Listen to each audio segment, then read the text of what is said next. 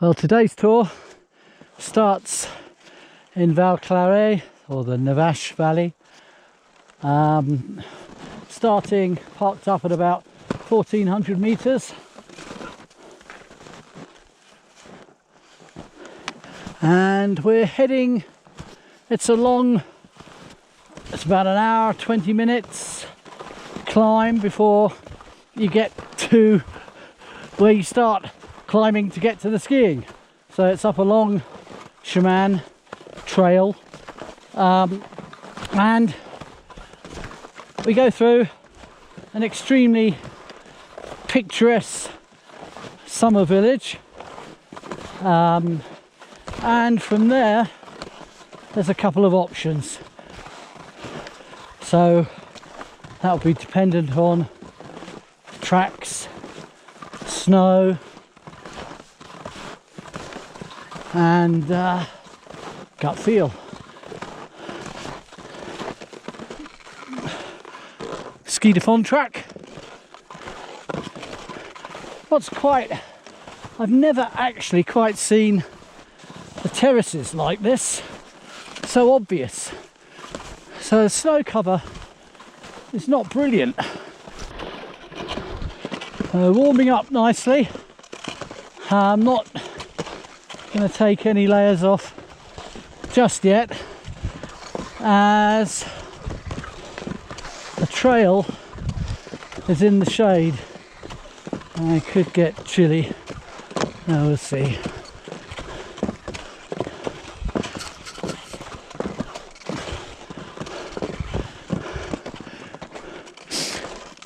This whole valley is really susceptible to avalanches, and Montgenèvre's over there, and they bomb by helicopter all that ridge, and you can see the crown lines of where the slides have happened. So there are barriers here, and they block this road quite often. But in the summer or autumn, it's really susceptible to massive flash floods and landslides, and you quite often see in the media Navache cut off for a few days due to huge landslides, mud. The cross country course doesn't usually come up like this. Quite nice. Okay, we now leave the trail and go up one of these paths that cuts off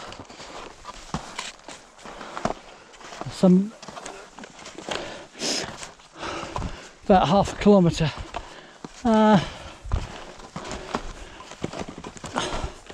So in good snow cover you usually have quite a few rocks sticking through and roots to contend with.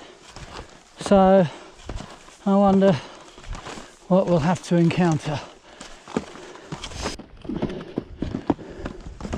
Yes, as I suspected, a little bit awkward. People haven't herringbone up.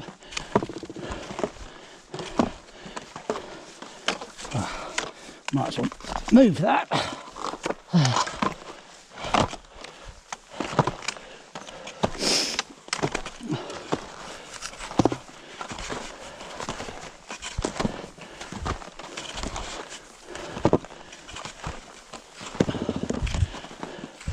So this area tour we come to when storms have been ranging and maybe visibility up top is pretty bad, conditions pretty grim, as well as being very dangerous. So in the forest, once we eventually get there, it's relatively safe secure as long as you are sensible and don't try and go for that additional 50, 100 meters vertical. But the last third or even half of the ski down is that boring trail we came up. So sometimes we'll climb up to the pretty summer village, then climb through the forest, ski back down to the village, have a snack, and then do another lap, about 250, 300 vertical.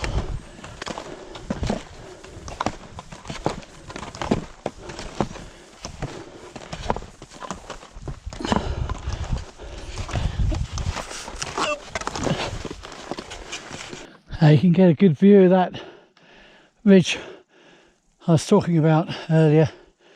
So you can see, I probably can't, there's a lot of wind at altitude, and every now and again it's even windy here in the forest.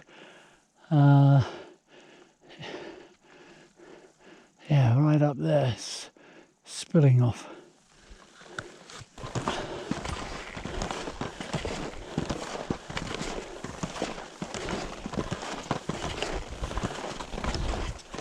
Bonjour.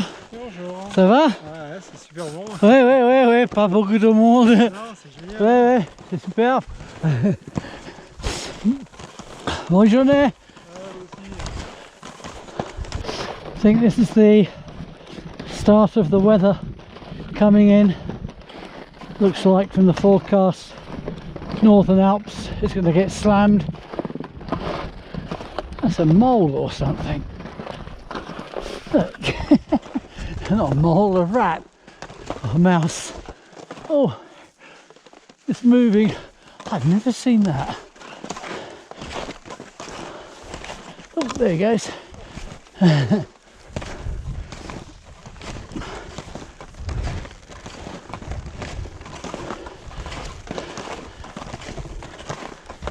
So,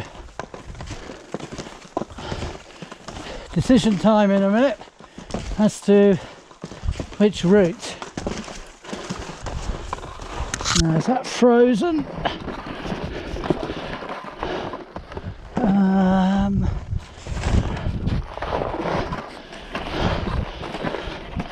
So the last thing you want to do is get the skins wet, because that's running water there, not ice. As you got 10 tons of problems with snow freezing to the skin. 1 hour 32 and what meterage? At 1972, so call that 2,000, 560 meters. Right, this is the important thing now. Now, red circle dot is where we are, and bit of Blue Peter. Here's one I did earlier, about last year or the year before. That's the route. Okay, so I'm more or less on it. I can see one skin track there that looks better, but there's this one. So it's I'm gonna take go up here.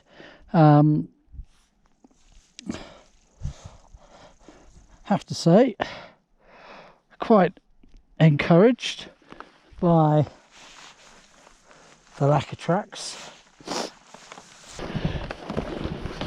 Have to check the map soon, because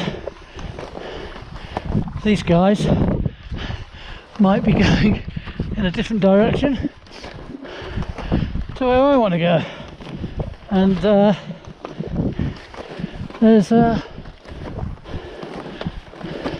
further up there's a big rock band cliff that you have to get to the right side of.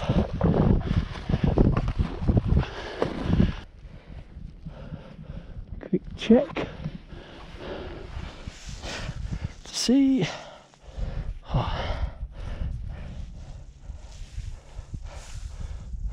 Yep, now you can see that. Spot on, bang on.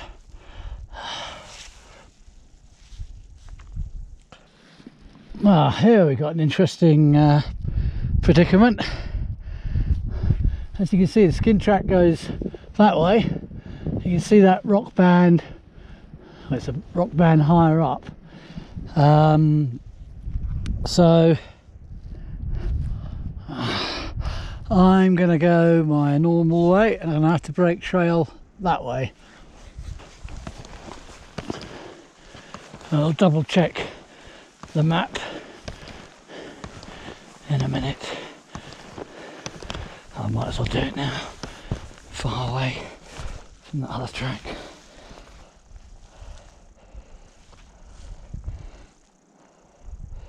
Yep. Yep, looks like spot on.